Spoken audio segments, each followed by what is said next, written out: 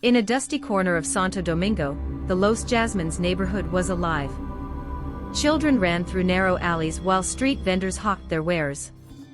Amid the laughter and bustle, there were also stories of forbidden love, broken promises and secrets that no one dared to tell. Maria and Angel were the couple that everyone admired. She, with her curly hair and a smile that brightened up even the darkest days, worked as a seamstress in her home. He, a motorcycle mechanic, had a reputation for being hardworking, although somewhat quiet. Together they seemed to be the only constant in a place where loyalty was as unstable as the street lights. But everything changed when Elena arrived.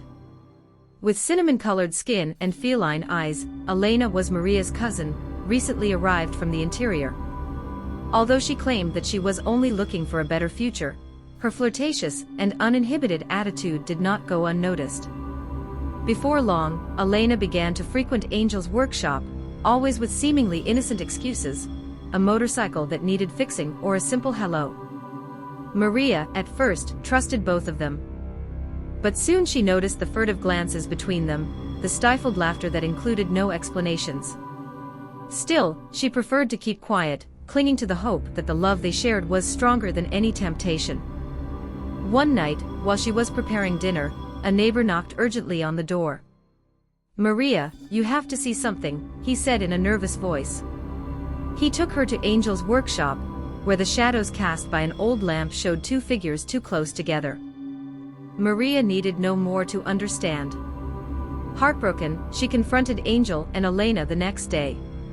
He denied everything, while Elena, with tears in her eyes, swore it was just a misunderstanding. But Maria knew something darker was going on. She decided not to confront them anymore, but inside, a plan began to form. Weeks later, Angel disappeared. Neighbors whispered about debts or problems with neighborhood gangs, but no one knew anything concrete. Maria, with an eerie calm, continued with her life as if nothing had happened. Elena, on the other hand, was more reserved, avoiding people's inquisitive glances. It all culminated one rainy night, when the neighborhood was left without electricity. Maria appeared at Elena's door, soaked but with a serene expression. "Come, I want to show you something," she said.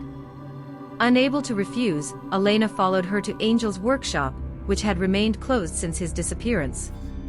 When Maria lit a candle, Elena recoiled in terror. In a corner, covered by tarps and tools, was Angel's body, motionless and cold. "I always knew I couldn't trust any of you," Maria said in a low but firm voice. "But you never expected that I had my secrets too." Before Elena could react, Maria showed her a knife. Instead of attacking her, however, she put it in her hands. "You finished it, remember? I just came to help you carry what we did together."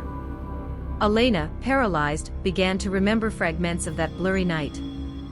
The arguments, the screams, and how in a fit of rage, she herself had pushed Angel during a fight, causing his fatal fall.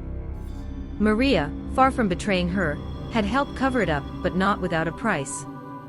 "The neighborhood doesn't forgive, Elena," Maria said as she walked out the door. "Now you decide if you confess, or if you live with this like I did." When the light returned to the neighborhood, the news of Elena's disappearance began to circulate.